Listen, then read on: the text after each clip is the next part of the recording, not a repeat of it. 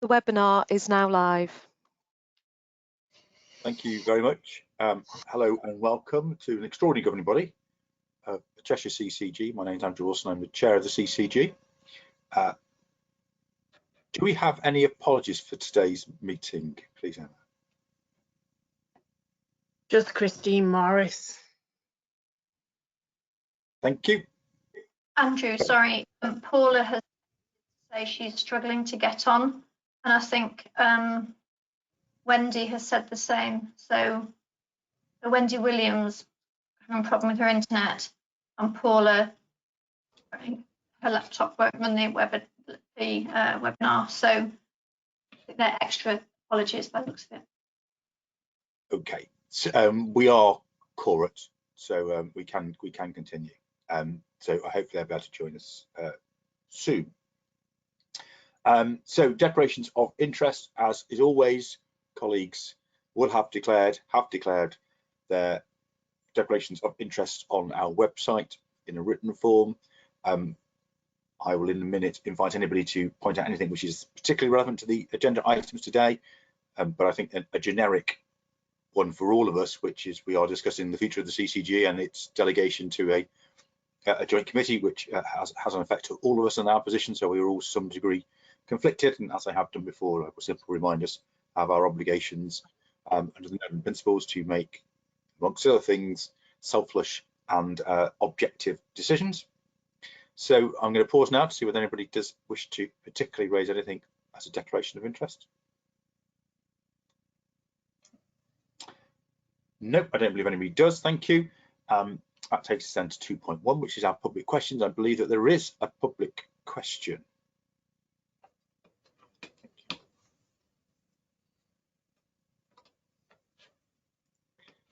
So have we got the question on a slide, or is somebody going to read it? Thank you very much. So I'll just read that out. So it says on page 52 of the published papers, appendix 3, subcommittee terms of reference 4.3, bottom bullet points, there are 2 patient carers going to be chosen by job application interview or by somebody just picking 2 at random. I think I'm highly qualified to role, and having chaired so many patient groups, I want to see people getting a fair chance. And that's from Mr. Cairns. Thank you as always to Mr. Cairns for his questions, the interest he shows in our work. I believe that we do have a response to that. Matthew, are you going to respond to that? Yeah, thank you, Andrew. Matthew Cunningham, Director of Governance and Corporate Development for the CCG. So there hasn't been a process agreed yet, because part of what we are doing is appointing the chair and the lead directors to that, and that's going to be one of their first sort of tasks, is how do you create this process across Cheshire Merseyside to identify 2 patient representatives. So the things I can give assurance on is that a process will be developed, and it will be a transparent process, and we will advertise that opportunity. But as of yet, I can't articulate what that process is, because that will need to be developed by the CCGs coming together for that subcommittee. But equally, it's something I can potentially report back on, hopefully at the joint committee meeting in a couple of weeks' time. On the 30th, I think, isn't it? Yeah. On the 30th, yes. Thank you very much. Thank you for your response, and thank you again for Mr. Cairns for his questions. And it's something we'll need to decide in the future, so we can let you know at that point when there is a decision that's been made. So thank you again. That moves us then on to our main item, which is in section 3, which is the implementation of shadow operating arrangements through the increased delegation to the joint committee of the clinical commissioning groups in Cheshire and Merseyside. It says AW/CW, but Claire is going to kick us off ably with this item. So Claire, please. Okay, thank you. Claire Watson, Accountable Officer, Cheshire CCG. So this is quite a detailed paper, so I think I'd like us to go through it reasonably methodically, not quite point by point, but I think it's important that we do go through it in detail and understand the implications of the recommendations and decisions we're making. So this is a paper that is being discussed across all 9 CCGs. 7 of the 9 have already approved it, so it's just ourselves and Knowsley who have yet to approve it, and that's a timing issue as much as anything else. So first, if we go to the executive summary, this just sets very high level overview of the paper. Obviously, we know that from the 1st of April, subject to Health and Care Bill, the integrated care system will be established, and with that the ICB and the ICP, and obviously Cheshire CCG along with the other HCCGs in Cheshire and Merseyside will be disestablished, and all of the functions and staff transferred to the Integrated Care Board as the successor organisation to the CCGs. So we can't, we don't want that to happen at the last minute, and we want to have a safe and managed transfer of responsibilities into Cheshire and Merseyside. So that's what this paper covers in summary. You'll remember that we had a committees in common in October, where 7 of the CCGs agreed in principle to delegate or increase delegation of authority and decision making to the joint committee of CCGs, supported by 3 subcommittees. The other 2 CCGs just weren't quorate on the day, so they made that decision and supported the roadmap at a later date. So, but at that meeting, we were asked to do some further work. So this paper details that further work and hopefully gives you assurance that we've made some progress on that. So we're now asking Cheshire CCG, along with the other CCGs, to approve the increased delegation to the Joint Committee from the end of this month. So if you go to page 3, you can see the recommendations there. So as I say, this details the evidence and assurance of the areas that were asked for additional information on following that meeting and the decisions in October.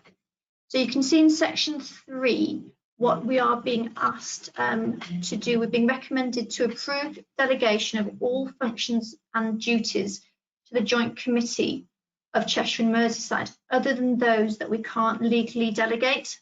So that are specific to Cheshire CCG and will be specific to the other individual CCGs. So those are audit, remuneration, primary care commissioning, because you know we can't double delegate, CCG close down, and issues relating specifically to Section 75 agreements. So that will mean all of our other responsibilities and authority transferring to the Joint Committee.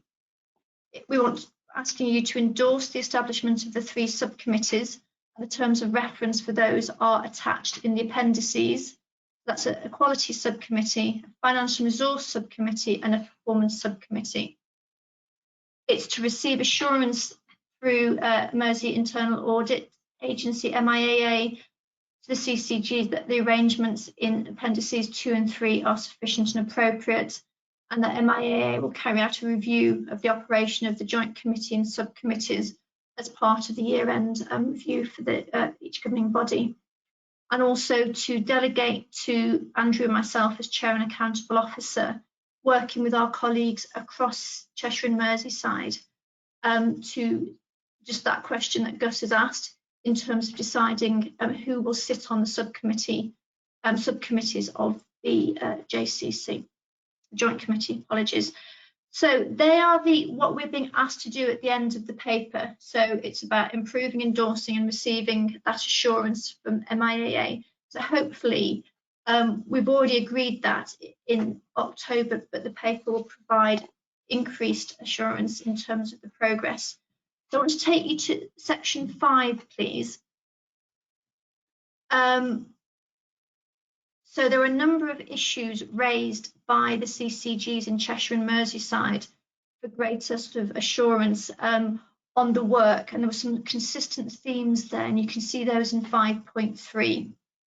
So whilst we discussed in October the requirement or the ask for 3 subcommittees, we didn't include the terms of reference. They are now included in this paper. So there's detailed terms of reference for all of the committees. And you'll also see in Appendix 2 that the terms of reference for the Joint Committee have been reviewed and updated to reflect the increased authority in decision making, but also to reflect the terms of reference from the Joint Committee subcommittees. So that's in the terms of reference in Appendices 2 and 3. You can see that the governing bodies across Cheshire and Merseyside wanted greater assurance that the work of the wouldn't be lost in terms of any transfer into the joint committee. That work has been led by the governance leads and has been supported and reviewed by MIAA, so we can provide that assurance. And you can see that MIAA have also been proposed to provide that assurance at the year-end audits. So hopefully you can see there that in the appendices, in the revised terms of reference for the joint committee, that some of those asks that were made by individual CCG governing bodies in October have been covered. Do you want me to stop there, Andrew, for now and see whether there are any questions, or do you want to go to the end of the paper? Should we see if there's anything questions now, any clarifications, then you can perhaps move on. Yeah, so Fiona. So, Dr. Fiona McGregor-Smith, GP, governing body. Can I, I don't know whether to mention this here or further on, but the points that you were making at the 3.1 about the duties and then the various subcommittees that were going to be formed, I struggled a little bit. I'm sure it is covered. I struggled when I was looking at the terms of reference to see which committees were necessarily going to be looking at, in particularly the duty of primary care commissioning. I wasn't, because that's always been a standalone committee for us that was decision making. Yeah. So I wasn't quite sure how that's happening going forward. So sorry, Fiona, if I wasn't clear. That will remain within Cheshire. All right. Okay. So those listed in 3.1.1, they're the responsibilities that will be retained within Cheshire by the CCG till the end of the financial year. So audit, remuneration, primary care commissioning, because you can't double delegate. So we will continue with the Cheshire-wide primary care committee. Although we've had today the first meeting of the CCG place-based committee in Cheshire East, we're continuing to have a single primary care committee in Cheshire, and that will be until the end of the financial year. Okay, I understand. Can I ask another question, sort of slightly unrelated? Obviously, this is all dependent on things going through Parliament, and we're assuming that that's going to happen. And the chances of it not happening, I suppose, are slim. But do we know when it goes through Parliament?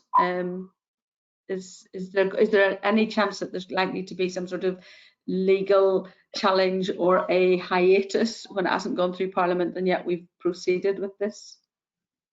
I mean, this is a national programme, so every integrated care system is working on this. I think it's due to go through in February. Okay. All right.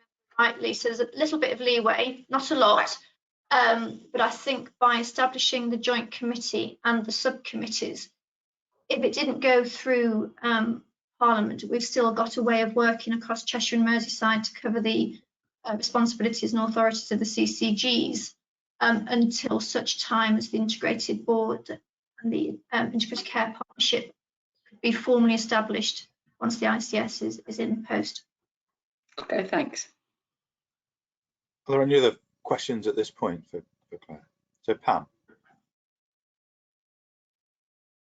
Yes, just according to the recommendations, we're going to delegate everything to the joint committee, except those things that we've delegated to place. Are we clear what we have delegated to place and what we haven't? I'm just conscious of the fact we're very different to the other CCGs. The other CCGs have got their place arrangements there. They're not working with two places. And I'm just worried that if we agree this recommendation, we might be delegating something up to the joint committee that we didn't realise we were delegating. Okay, I think Matthew's probably going to come in, but it's probably an important distinction between place and CCG here, because our place committees are CCG committees. They aren't place committees as yet. So that might be an important distinction. Matthew.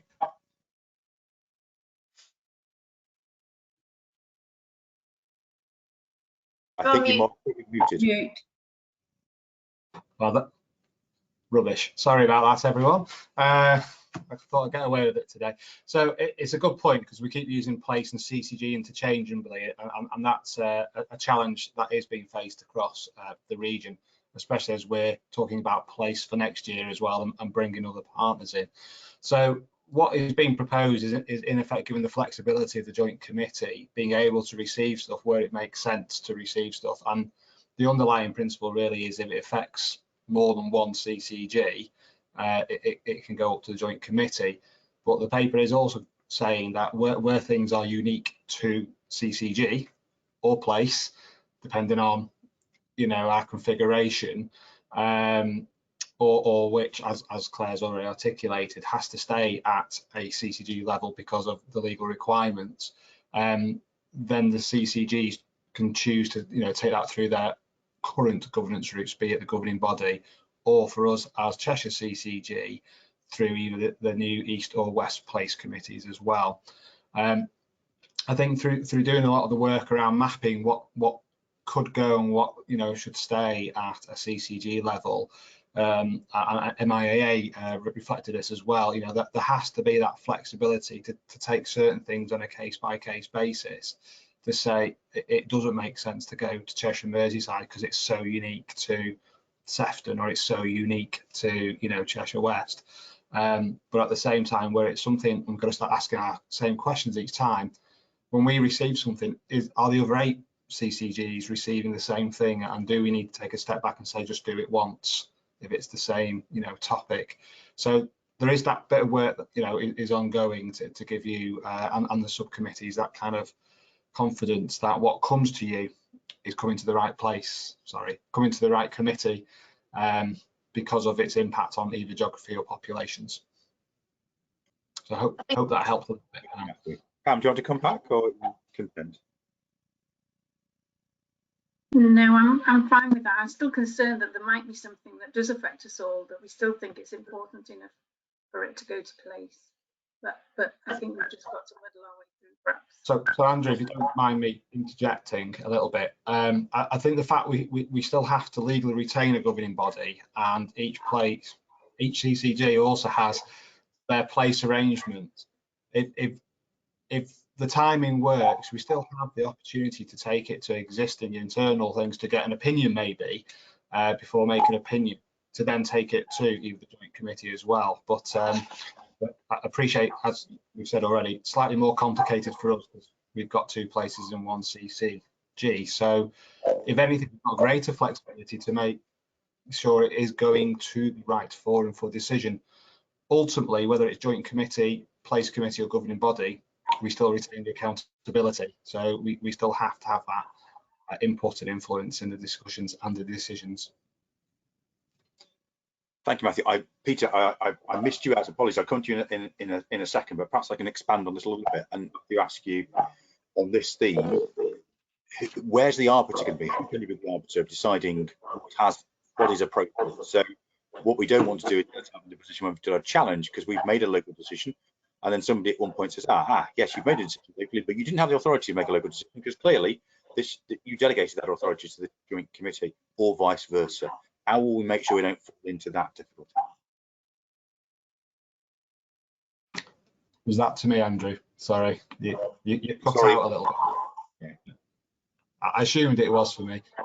So I suppose that is the challenge which we were even talking about this morning as governance lead, and that is our role to make sure that it is absolutely going to the right place, and that it is staying within our legal responsibility. So there's bits to do behind this to make sure, as a minimum, our scheme of reservation and delegation is amended.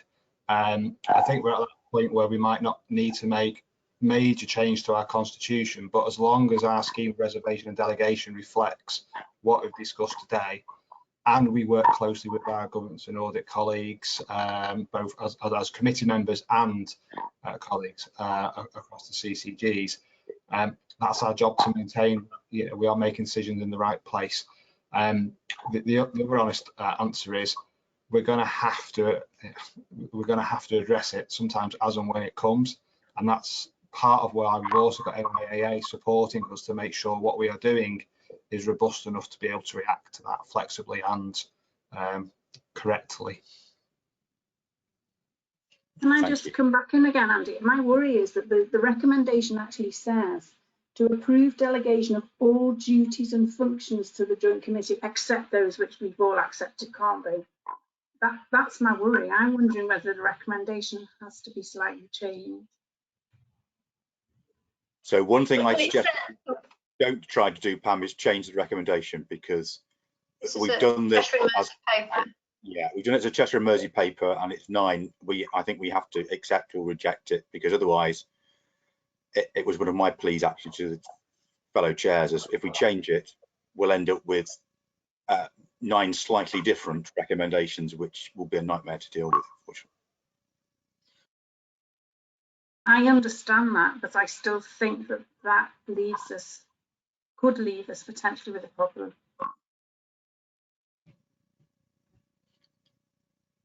Articulate your concern a bit more, Pam. But so in what way? So if we delegate everything to the Joint Committee, we've been asked to delegate everything to the Joint Committee, except those functions that are with. That's what the recommendation says to me. I'm sorry, I know there are nuances behind this, but I'm worried that there could come a point where we think we can make a decision in our place committees, and actually we delegated it and the decision's made somewhere else. I think, Pam, that's where we need to be really careful in the agenda setting in terms of what goes to which committee, as Matthew said, and we do that. I mean, Andrew chairs the Joint Committee currently. This is going to exist for 4 months, so it's those duties that we can't delegate legally, and anything specific to Cheshire CCG. I think that's the clear point. I think we just have to be really careful with the agenda setting, and that's why the piece of work's happened in terms of the forward plan, the sort of all the committees and the sort of forward business flow. So I think we can do this. The Joint Committee has been established for some time and has made, and we've worked together with the other CCGs. This is about almost future-proofing and that transition into the Cheshire and Merseyside ICB. Because as we said, we can't leave it till the last minute. We're leaving it quite sort of short, really, in terms of 4 months. And obviously, we need to progress as Cheshire and Merseyside on behalf of the population. So I think this is the right thing to do. We did discuss earlier, it is more complicated in Cheshire, but it is about making sure we get the flow of business right. And I think the fact we still have our groups that were formerly subcommittees of the governing body, we still have those opportunities to discuss local issues within our sort of performance quality safeguarding group, gives us assurance that we will discuss and ensure we're doing the right thing in those areas. Okay, so Pam, perhaps the way we can deal with this, I think it is a very important issue that you raise. Is if the governing body is minded to agree the delegation, that we agree it as it stands, but that we point out that we have a concern around this. I imagine other governing bodies will be doing similar things. I haven't had the feedback yet, but I imagine others will have said yes, we agree, but there are a number of things that still need to be clarified further. And I think that there is a degree in this, which is we have to make this decision at some point, and there has to be a degree of trust that actually it is us governing bodies collectively that are taking this forward, and that if there are things that are then difficult, we need to iron those out and make sure that they are sorted out. So perhaps that one is something we need to say, okay, how do we make sure that we are making the decisions at the right level? Is there a mechanism, is there an opinion, what is it that we even collectively can do as CCGs, put it forward to someone essentially, we've got this decision, do we think that should be a local decision, or do we think that we've actually been delegated to the joint committee? Because then there will be a mechanism, there will be a way around these things. It's about highlighting it, I think, isn't it, to make sure that we're all right. Does that sound fair? I think that's helpful, and I think that's the point in 5.3, Pam, where in terms of the consistent themes across the other CCGs, where governing bodies wanted assurance that all areas of ongoing committee work and scrutiny relevant to the increased delegations. You can see there that's the work that the governance leads are doing with MIAA. Absolutely. Is it unique to one CCG? Yes, it's retained by that CCG. So that be retained by Cheshire CCG, or if it covers a greater, footprint, it goes to the joint committee. Andrew, if you may, as well. So part of the ask of governing body members to express the interest in being members of these committees, that there is also a role for those committees to also make sure the work plans are right for those committees. And I would imagine both the chair, vice chair and members can say, actually, I don't think that's right for Cheshire and Merseyside. It does need to be retained in Sefton, working with governance colleagues as well. So if I can use this opportunity as a plug for anyone who hasn't yet expressed an interest, please do, because as again, that gives us that ability to continue to shape things in the way that you've done historically as a single CCG. Pam, before I go to Peter, does that feel like a reasonable way forward for you, since you raised that as an issue? The committee thinks a good point, Matthew. Yeah, I know this has got to happen, and I think it's the right thing to do. I was just worried that because we're a bit different, that we might end up with an issue further down the line. But if we can use committees to resolve it, that's okay. Oh, thank you, Peter. Thank you. Been very patient. Sorry, I didn't see your little, and Pam's smile and wave won over your typing. Sorry. Not at all. Peter Monday, I'm one of the lay members for governance. I agree with everything that's been said so far, but also, so we've just taken a decision at the place committee, which could potentially have been a decision which could potentially been taken by officers, because of the financial limits involved. But I think it's nevertheless, I think there'll be enough of those sorts of things to discuss at committee, which you could never take to the joint committee. Or because it would just it would stay below the radar forever. And I think what we said at Governance and Audit and Risk Committee a while ago was that, and somebody's already mentioned this, that having the people in the right places, I think, keeps us on the safe side. So, and I don't believe we'll trip up, and I think we're proceeding in the right way. I've got something which is not particularly material, but does give me a few problems with regard to the recommendations. And that's 3.1.3, which is the I can't remember the exact term, but is it noting the assurance of around if I can right up to the top, noting the assurance around from Mersey internal audit, received the assurance provided by MIAA that the arrangements set out in appendices 2 and 3 are sufficient and appropriate. First of all, I don't think they say that. And I think we've pretty much put words in their mouth there.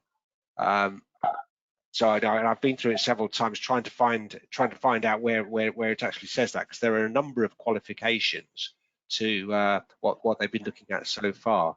Now, the second point around this is that this piece of work was originally part of our internal audit plan, as it was for all the other CCGs, and normally it's done in a far more structured way, and we would also get the opportunity to talk to Mersey internal audit about their findings and their assessment.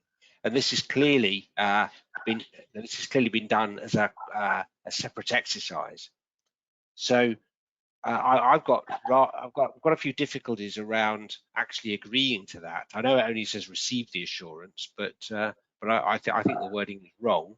And also, I think this should be coming back through the governance audit and risk committee, and not coming straight to the governing body, so that we could appraise it in the proper way. Linda, do you have anything to say, please? Sorry, Claire, distorted a bit then. I just want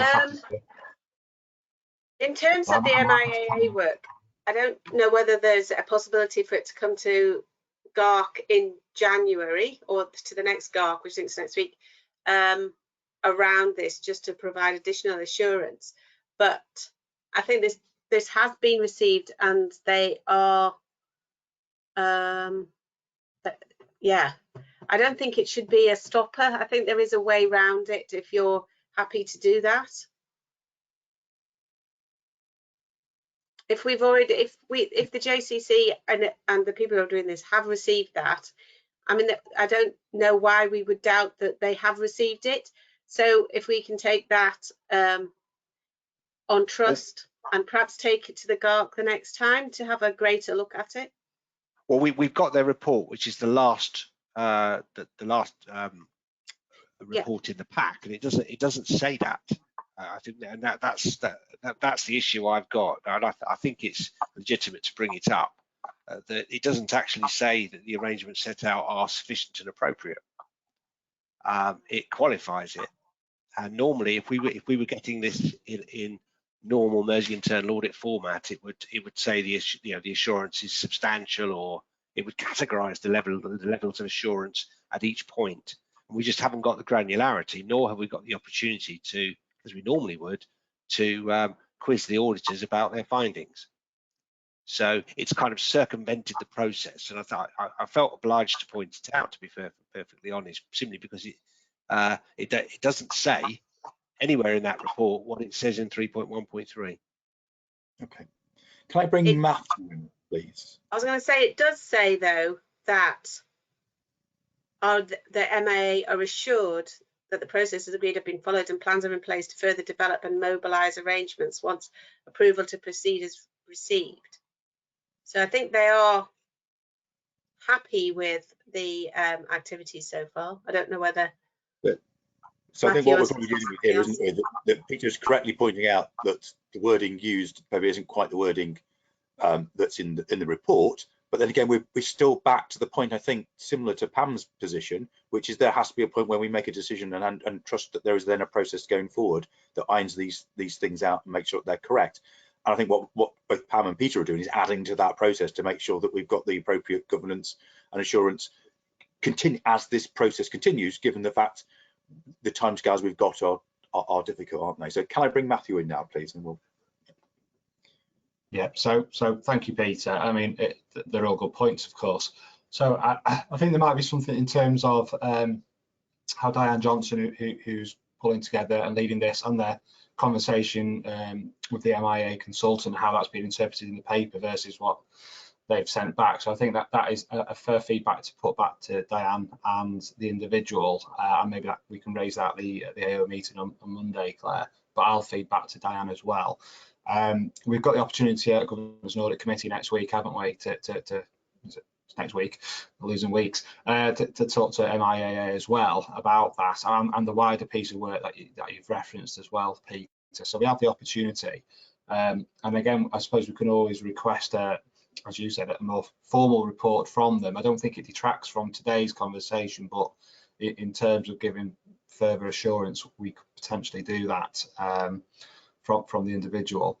But again, I suppose it's a point to feedback to anyone who's writing papers ×9 and being able to write it in a way that meets the requirements of what people expect, you know, from 9 CCGs. So language is really, really key, but I can feed that back as part of the governance lead, and I'm sure we can feed back to Diane and others with the accountable officers and MIA as well. But I'd probably say from my conversations from the governance lead and speaking to MIA who've been present, they are assured that the process we're doing is robust and allows us to, you know, make sure we're not missing things, or we've got processes in place to make sure we don't intentionally miss things. But they are here to support us to continue making sure that, you know, remains the case as and when more pressure comes on us as we operate Cheshire, Merseyside, close down and beyond as well. So we've got something here now, but just to give some assurance, you know, there is that continued support to make sure, you know, we still retain all our duties around governance and audit as well.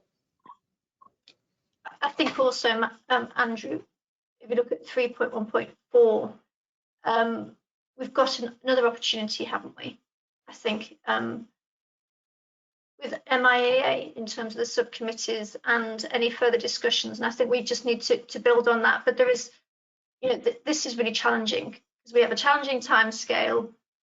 We all have slightly different arrangements across the CCGs, and it's trying to take as safe and as pragmatic a way forward as possible. But I think that, you know, very reasonable point, Peter, I've had an email from Diane asking all the AOs to update after governing bodies, so I can do that as soon as this meeting's finished. And I'm sure there's an opportunity to feed in, and I think we've put that up as part of the committee, Andrew, at the end of the month, and then the subcommittees, don't we, to provide that. So Peter, do you want to come back? Yeah, only. I mean, it's a harmless throwaway line, isn't it? If it came out altogether, nobody would notice. But it's just wrong. And so if we struck that out from our decision today, it would make no difference to anything. But I was just what I was going to say, Peter. In that actually, whilst we can't end up with different decisions, different nuanced yeses, forms of yes, it would be of no consequence if we were to agree that 3.1.3. It would be of no consequence. We would have made our decision without receiving that assurance. It's no consequence of progress. So if that's what we wish to do, I think we can do that. And Matthew, I don't think that would make any difference. On the other hand, I think we could agree it and say, but both the point that Pam has made in terms of ensuring that we know that we are within the rules, which decisions are being made where, how can the government lead help develop a process to assure us on that. And secondly, that other bit, you do wonder whether actually, there could be another process of receiving further MIA assurance in terms of perhaps even a committee, an audit committee in common, or something along those lines, which might be a productive way of taking things forward. So I think they're both useful. I think we need to add those things into we can say yes or no to the recommendation, but in addition, there are these 2 points.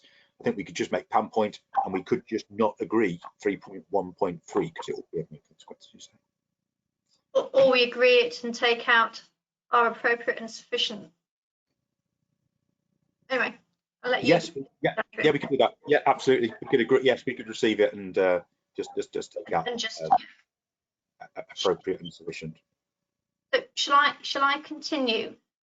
Yeah, go on. So it was a good time to stop, and clearly in terms of the discussions. So take you to section 6. There's a list of clarifications here that were sought by the 9 governing bodies following the discussions in October.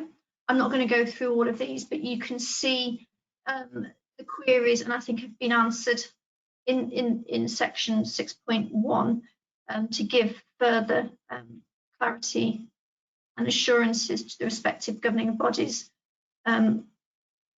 I'll wait and see if anybody's got any comments on those before I move on. Yeah, no, that's okay.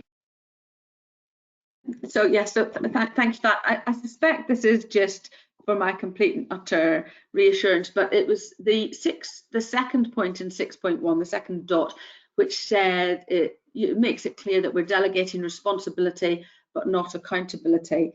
And so maybe following on from what Pam and Peter have been saying, but I just think that is the kind of a headline thing.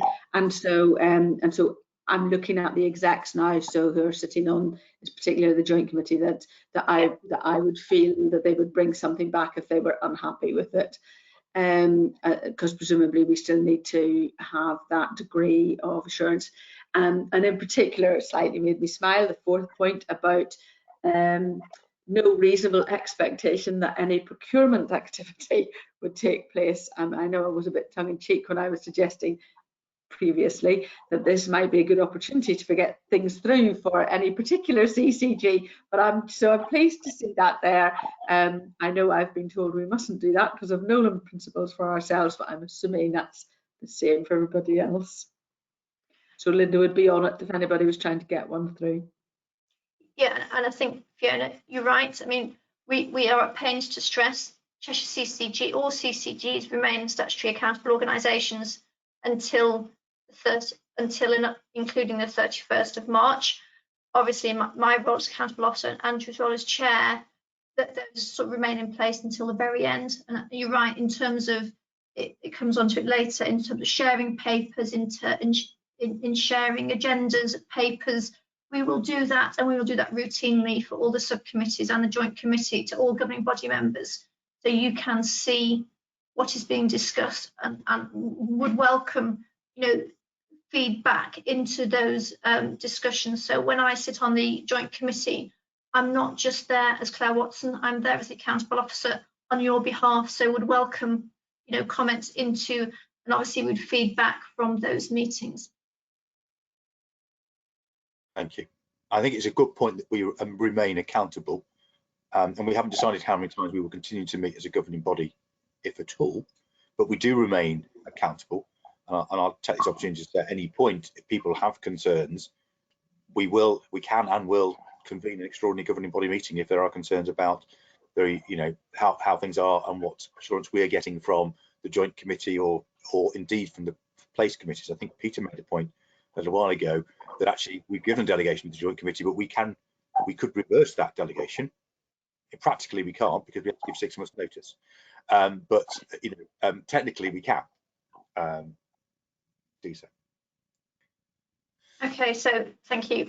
So hopefully you can get some assurance from the clarifications that have been made as part of the discussions. So section 7 talks about public and patient involvement, and obviously not just the role of Health Watch, but Health Watch are part of the membership of the joint committee, and that will continue, and they work amongst themselves in terms of representation at that committee meeting. So the summary then just repeats the exec summary in section 8, and obviously probably wanting to have a further discussion and formally making a decision on the recommendations. Thank you very much.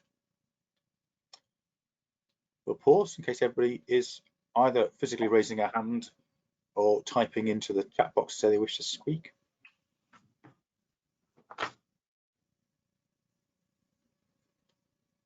No. I'm taking it then, I think that everybody is content for us to go to the recommendations.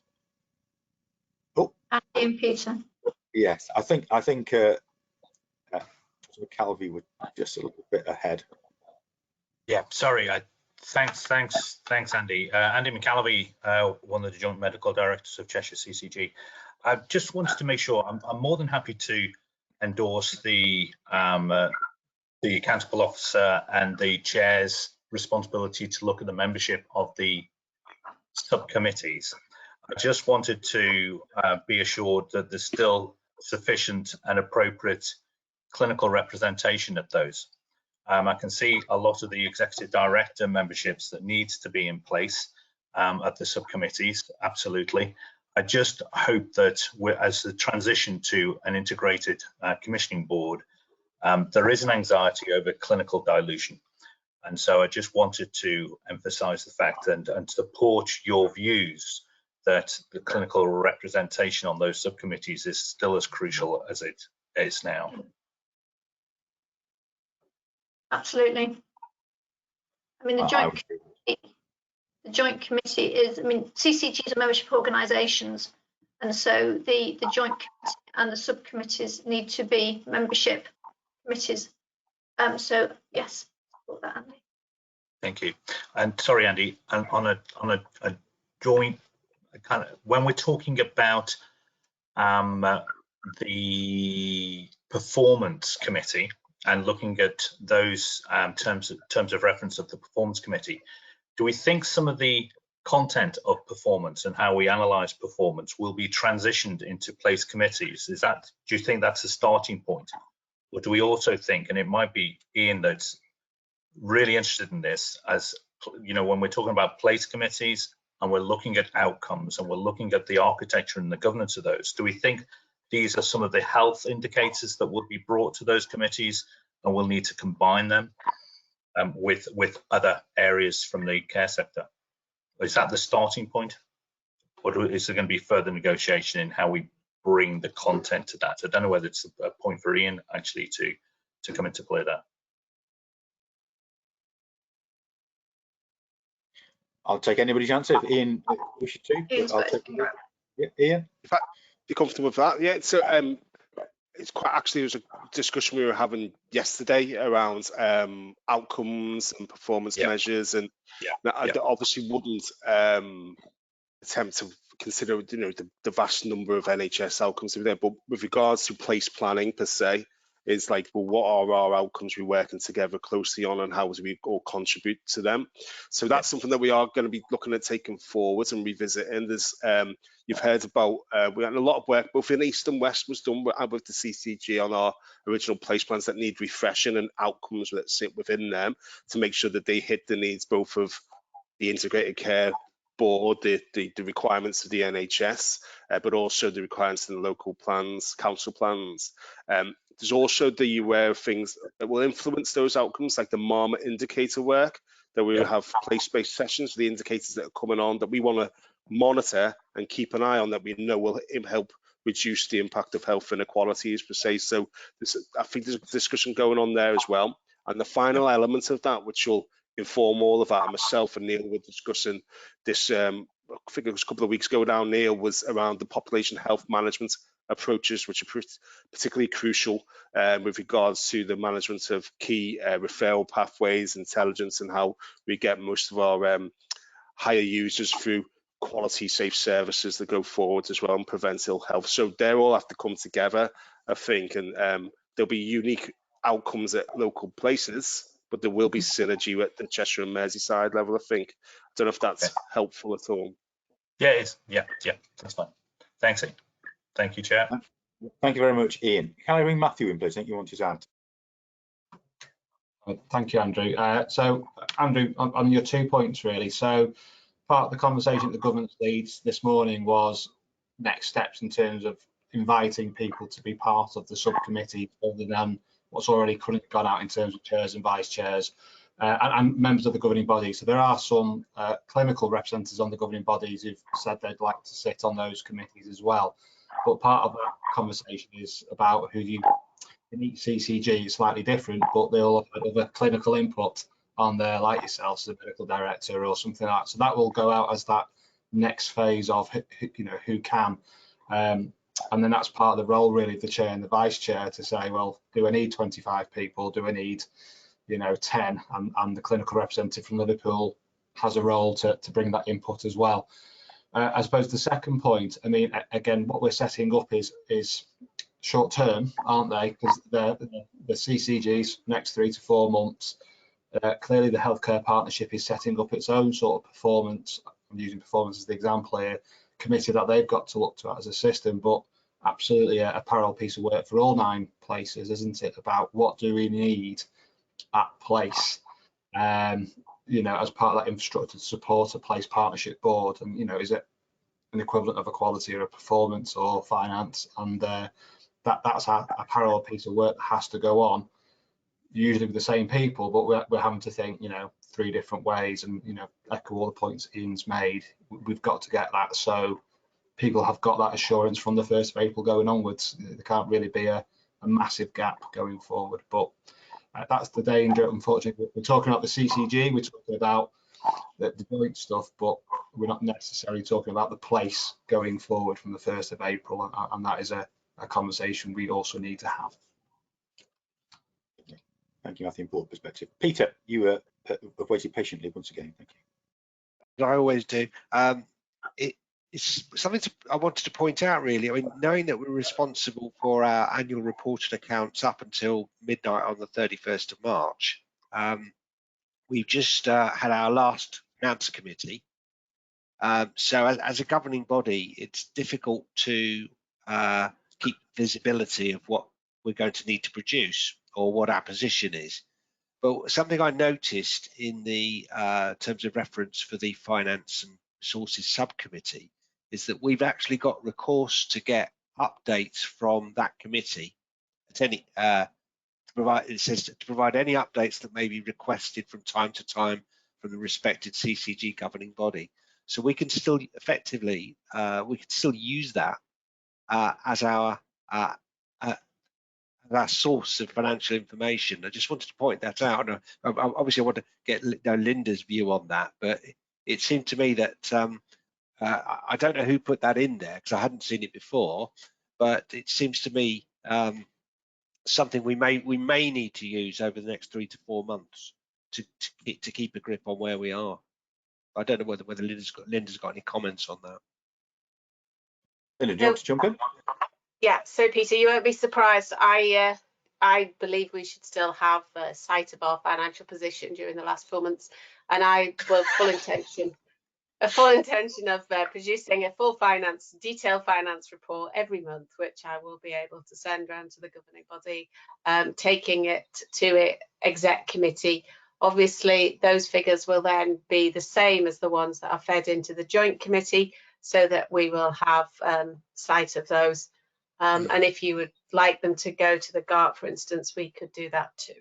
But we will continue to be reporting internally as we go, because I do think that's important. Yeah, thank you.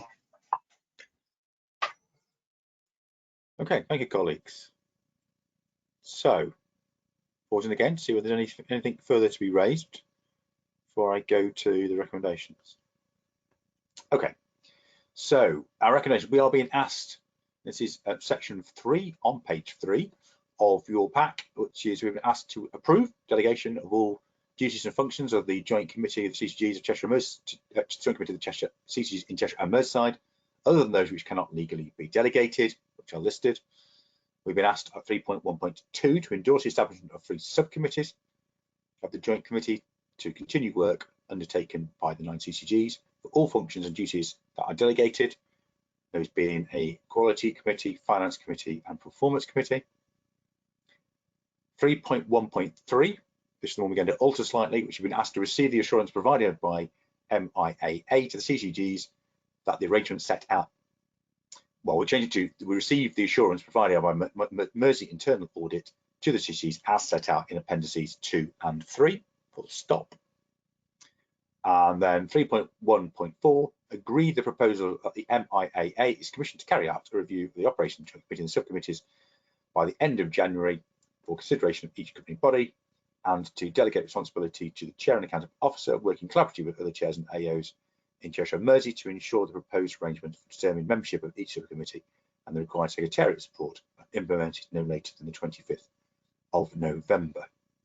I think in addition to that, we are then making to, and this is just feedback separate to the recommendations, around a system to ensure that we are securely making decisions at the right committee, and whether that, whatever mechanism that might be, we might ask perhaps all CCGs should share where they are taking things with all governance leads, so there's a clear, transparent view across governance leads at least. Something like, I don't know what that mechanism might be, but with feedback we feel there's a need for a way to ensure that we don't fall into the trap of making a decision at the wrong committee.